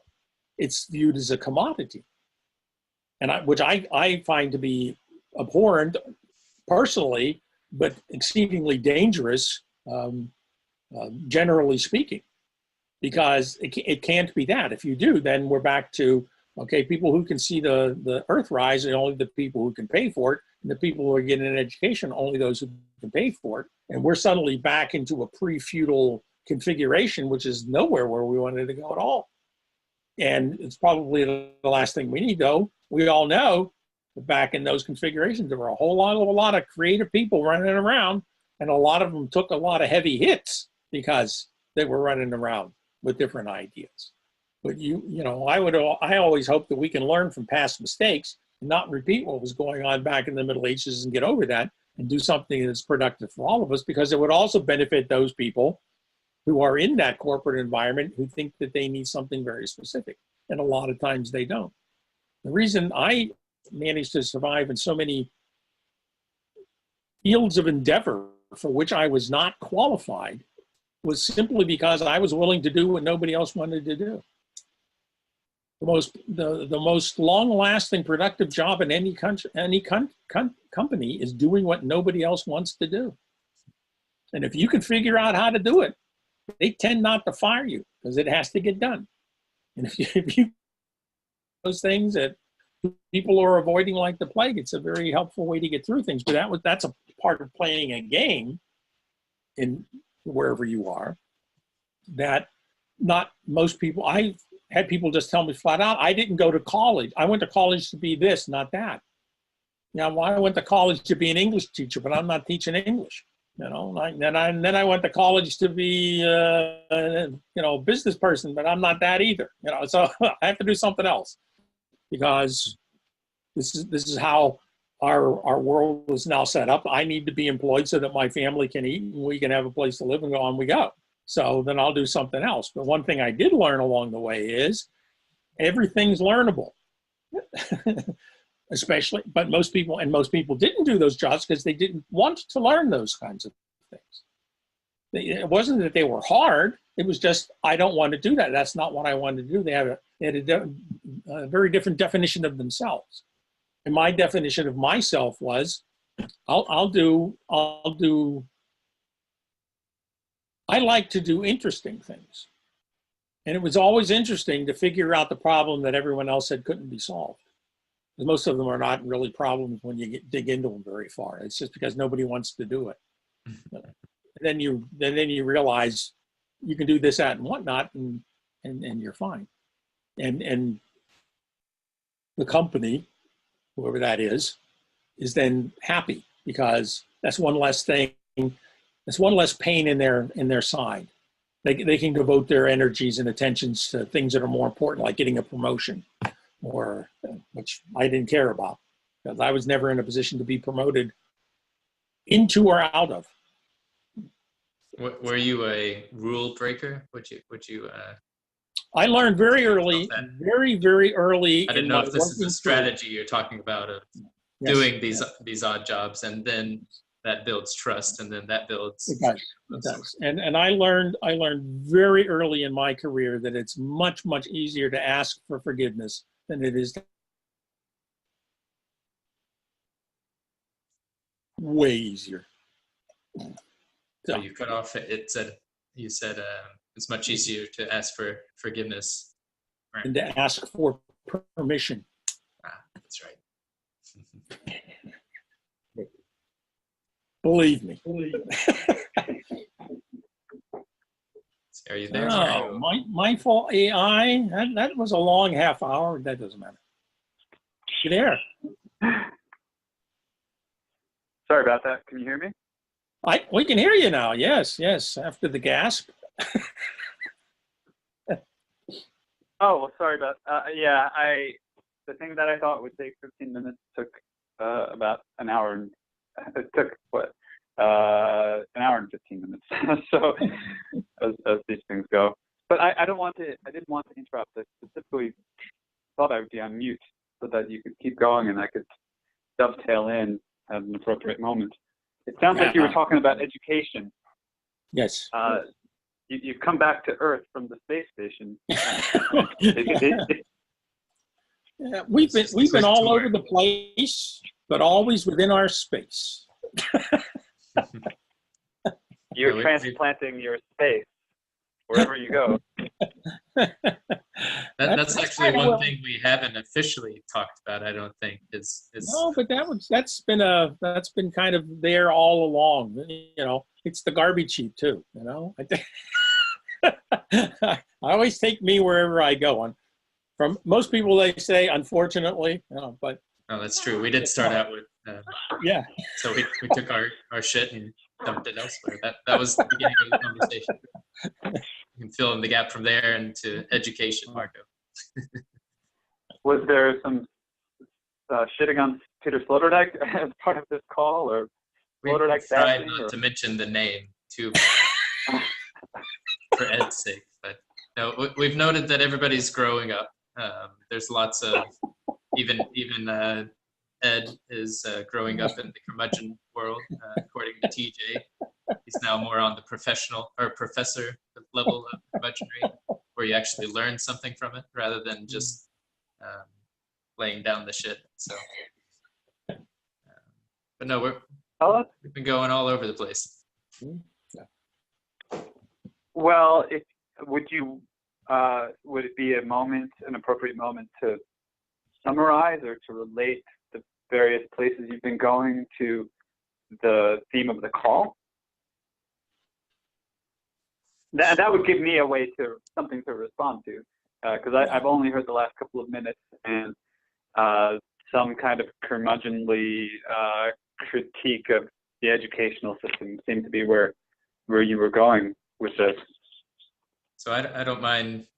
I'm usually short on words, so but we started out with libraries. I was having to remain quiet because I was in the quiet area of a library. Now I have a nice personal pod here in which I can be boisterous if I need be.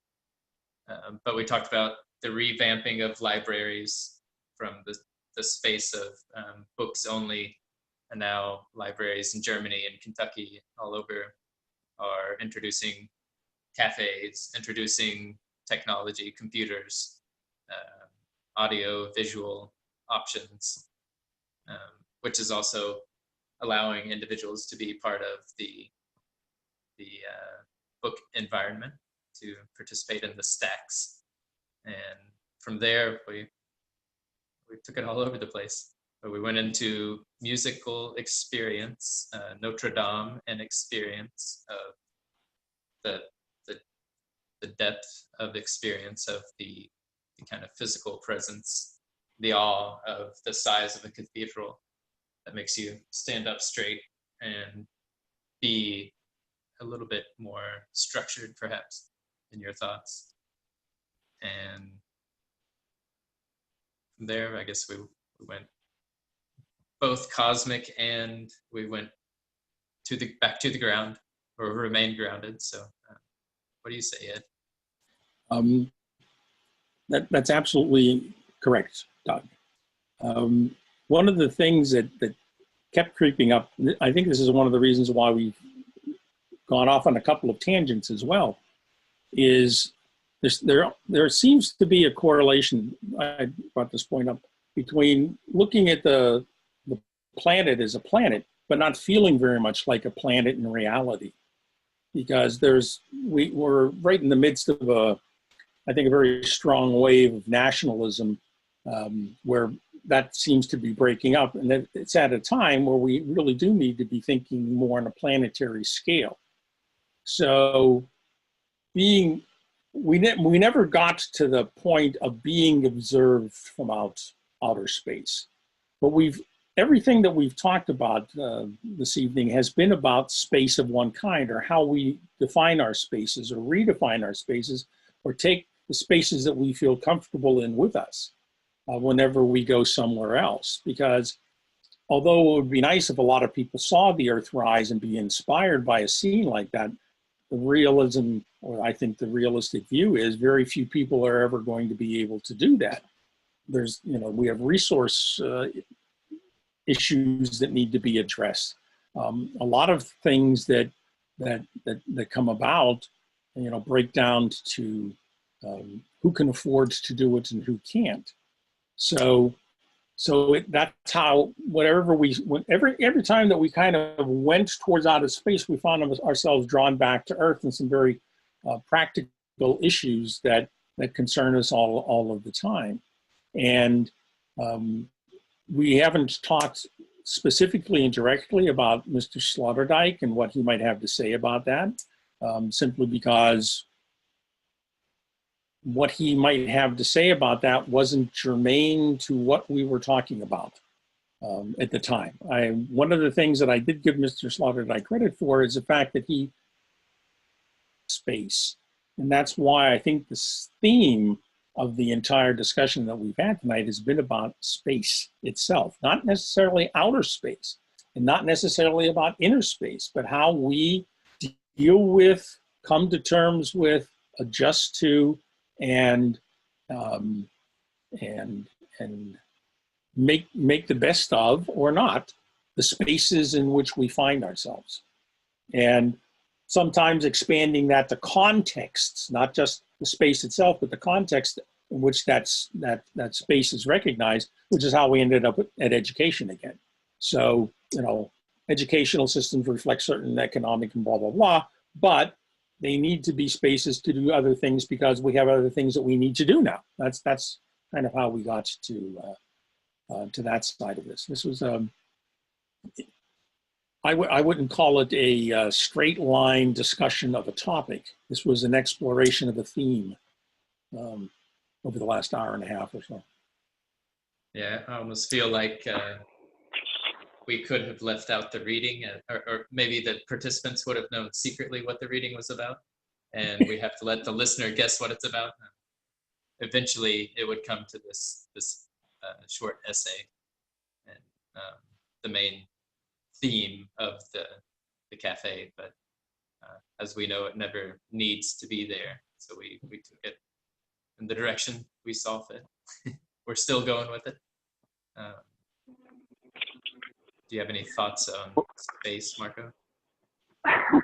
Well, if any listeners or viewers just wanted to get some reflections on Peter Sloterdijk and this particular essay out of talk, and if there was some way to tie that into what you just described, that might be useful. And I did read the essay. I don't know if I gave it a huge amount of thought, but I did read the first 2 volumes of Spheres, and this weekend I took a look at the introduction, the preface to Foam, the 3rd volume in that trilogy. And so I've been I have been reflecting a little bit more on Sloterdijk and the perspective that he's offering in this piece and in general, and maybe getting a little more, having a little bit more space with respect to it since it's been a few months, or since we went through his second, the second book in that trilogy, Globe. Yeah. So if I'm walking right now, and I'm carrying this paper in my hand, but I think, to me, the takeaway I got from this essay, this short piece, Deep Observation, was that Sloterdijk is offering this experience that so far only astronauts have of viewing the Earth from outside of the atmosphere, as a kind of replacement transcendence, and a transcendence that gives a perspective that takes one out of a local, or takes one out of a parochial or regional or tribal perspective. And he's showing a parallel or a continuity between the way that gods, or the way that a metaphysical world places this, gives a perspective outside of the local, the immanent, the earthbound, except that space travel and makes it actual rather than imaginal or metaphysical. And I did get the point that most people won't be able to have that experience. Unless space travel, as it will, becomes commercialized, and many, just like now, people can fly anywhere in the world. Most people, obviously not everybody, in the future, perhaps everybody would be able to go into space and get that perspective on the Earth.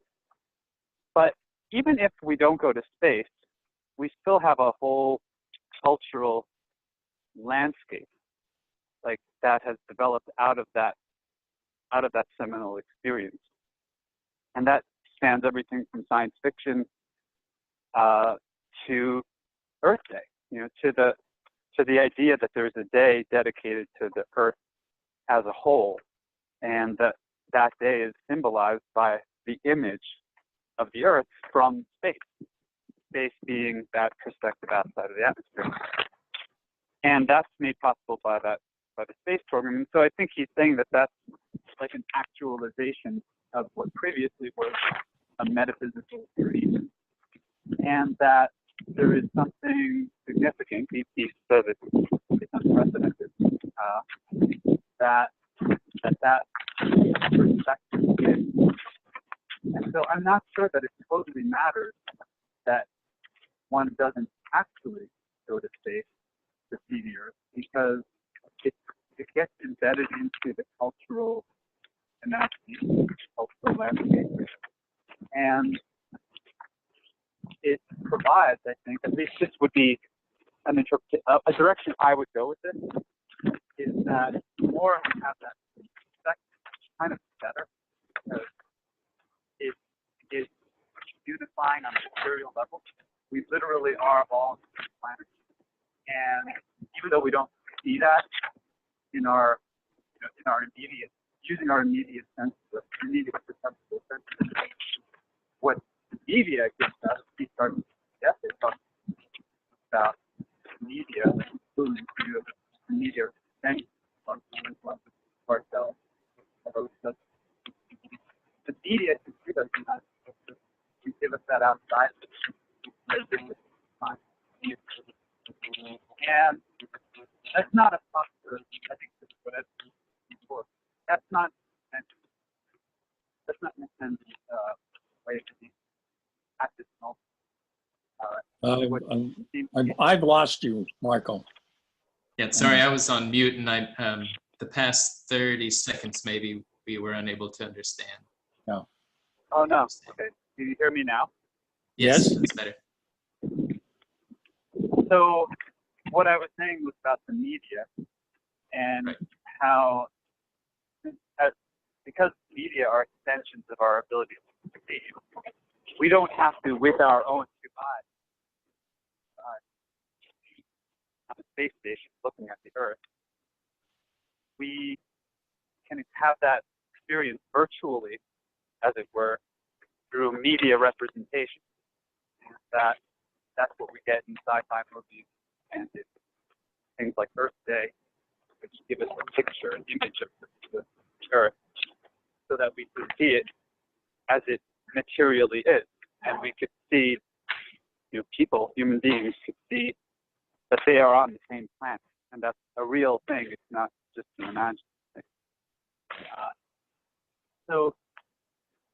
I don't know exactly where I was going. I can add to that real quick. I was going to say that. Let me just finish this one point, because I can relate it back. And that's that, what Ed was saying just before was that view is not ascendant. That planetary view doesn't seem to be ascendant. Rather, a nationalist, ethno-nationalist, tribalist kind of view seems to be rising up and challenging even the kind of global planetary one. You hear this from Mark Jaboro a lot, and I don't know if that's, I don't think that's, well, I think that's really where the discussion is. What is a compelling planetary vision compared to the very not compelling one that we've gotten from the Democratic Party and liberal politics in the West. I mean, this is a discussion that's been ongoing, but I'll stop there because that's basically what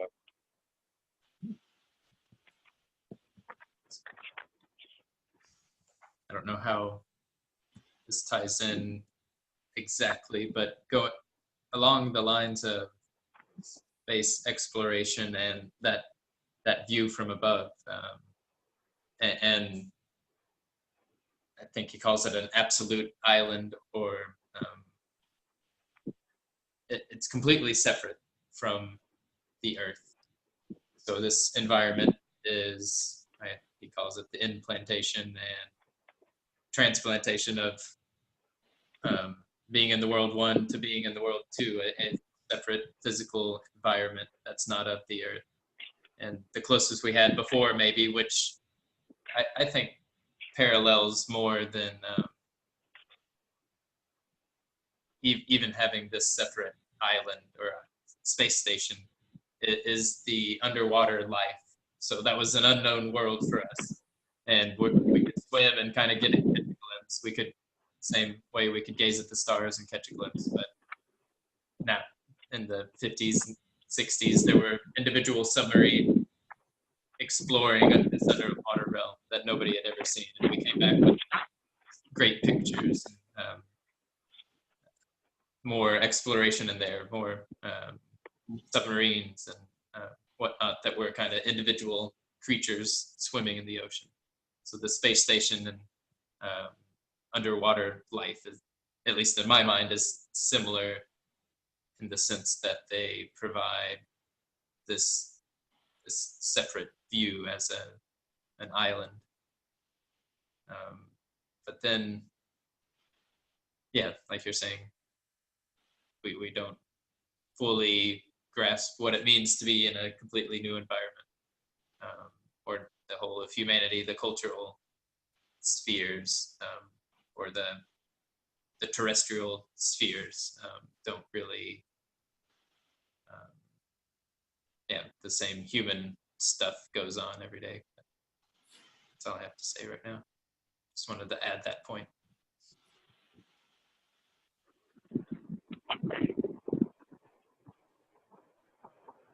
Have anything, Ed? Okay, go ahead, Marco. Well, I think to me the answer is the opposite. We have to have both a planetary perspective. We have to have the view from above, but we also have to have the local perspective. I don't know what's so hard about that, but it's not the way people see it. They tend to kind of line up one way or the other, or one worldview or ideology or the other. They don't really see why the particular points matter. matters to have a view from the outside because it lets you see things as a whole. But it matters to have a view from the inside and from the ground because it lets you see things as it, in their most immediate actuality. So, to me, it's a political view or a personal philosophy, spiritual view. If it doesn't include both, then it's probably not worth that much. And so, I don't know. I don't know how we could take this back. I mean, we were talking about. I just got the overview of it, but I think it's significant that I don't think Sloterdijk really kind of gets at it here because he doesn't seem to be arguing that this outside experience, outside perspective, is somehow real, but then the metaphysical transcendence is not real. And the ways that people can transcend without being literally inside of spaces are secondary or derivative or somehow preceded by this world historical event. That I don't really agree with. I think that if I'm reading him fairly, is a reductionism, and I think it's part of his kind of generalized nihilism that he doesn't really have, seems to me, a lot of, I don't know, compassion for or empathy with the people that are on the ground, as it were. I could say more, but I heard Ed maybe want to jump in there. No, I'm very appreciative that you've provided this this view of Sloterdijk. I read, against my own better judgment, I read the piece fleetingly when it was first posted. But I agree very, very much with what you just said, because that's my fundamental problem with Sloterdijk, and I don't want to get into that. But I think the view is a little too limited. And what we talked about, or at least what was touched upon in the course of our discussion, is something that you brought up. I mentioned there seems to be, ever since we've had this view, there seems to be a rise of this nationalistic. It's kind of like the pushback, or it's kind of like the backflow, whatever it is. So it's something that I think it's worth looking at in more detail or exploring a little more deeply than we have up until now, because I agree with your last statement. I don't think most people, that the virtual experience to me is not strong enough to do what he thinks it should be doing or what it could be doing. As necessary as I personally believe it is, that we start thinking in more planetary terms. And so there are issues and there are topics that are on the table that have come up in the course of our chat that are probably taking a closer look at. And I would encourage us to do that whenever we get the opportunity. Because for us tonight, it was more about space than that particular space, but we always kept coming back to that as well because it's one that you just can't ignore. But there's still a lot of work on the ground that can be done, and I don't know how that happens yet. That's that for me.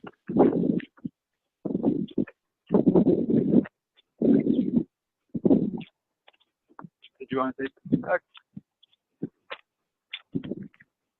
Oh, I thought you were trying to say something there. Did you say that's it for me, or did I mishear you? That's what I just said. Oh, that's what you just said. Okay.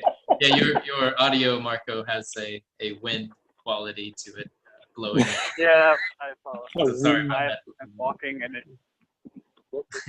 it's very nice out. And I probably should look around. Actually, because I think at part of what you're saying, I'd like to continue thinking about that. What there's a difference between a real experience and virtual experience, and they do.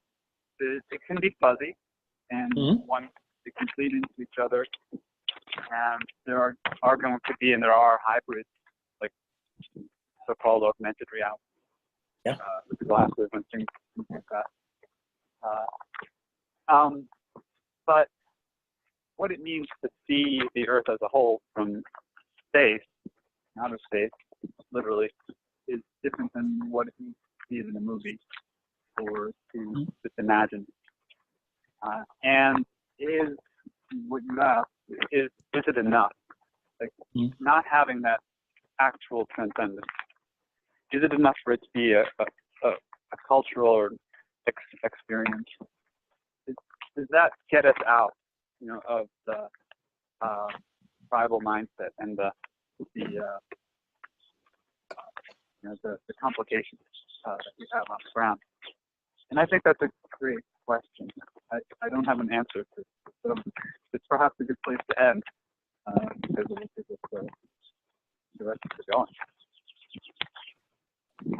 Yeah, and I guess my closing thought building off of that is that, well, I forgot.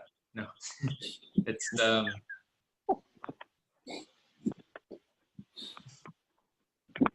man, completely blanked out there. I'm not alone. That's twice now in this conversation. It must be somewhere. Maybe it's in space. Maybe. Yeah, it is somewhere. We can only find it. It just kind of decoupled from your pod. Looking above the Earth, leading into the black. I think that's part of it. Was with space comes time, which wasn't my thoughts, but this perspective, as we've noted, 40, 50, 60 years of the Earthrise,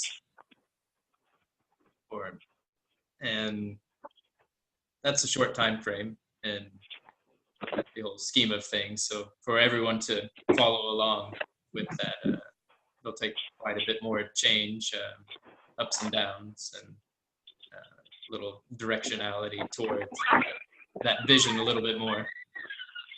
So, yeah, with space comes time, I guess, is my wisdom of the moment, if I ever had any.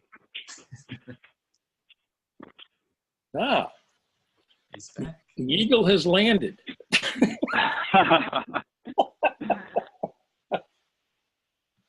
Well, I appreciate this. I hope it wasn't too disruptive to be wandering about. But for what it's worth, those last 20 minutes or so were really interesting. And I'm curious about what you spoke about before I got on. So I guess I'll have to listen to the recording. Well, I think everyone needs to listen to it because it's like I said, we touched on a lot of topics with a common theme. And there's lots of things that I believe that there's a lot of things that have been brought up in the course of this chat that we could follow up on, or that anyone could follow up on, or are also comment worthy. The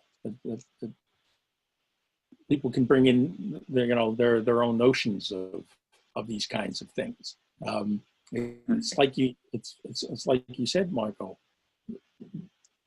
One of those is the difference, the similarity, or the effectiveness of actuality and virtuality.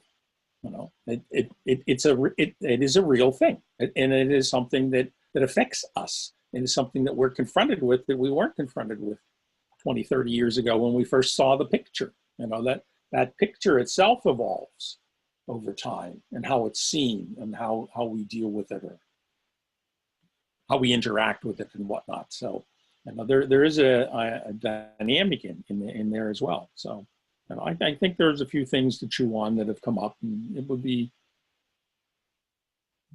not necessarily a waste of time for anyone to sit down and listen listen to the two of us lose our trains of thoughts on a periodic basis. They made it this far. Yeah, I know. Near the end of the recording. Still alive to tell the tale,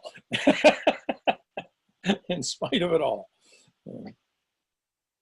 All right. Well, I'm glad that it happened. Yeah. And look forward to continuing.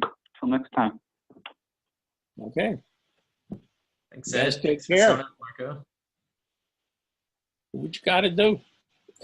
All right. Bye-bye.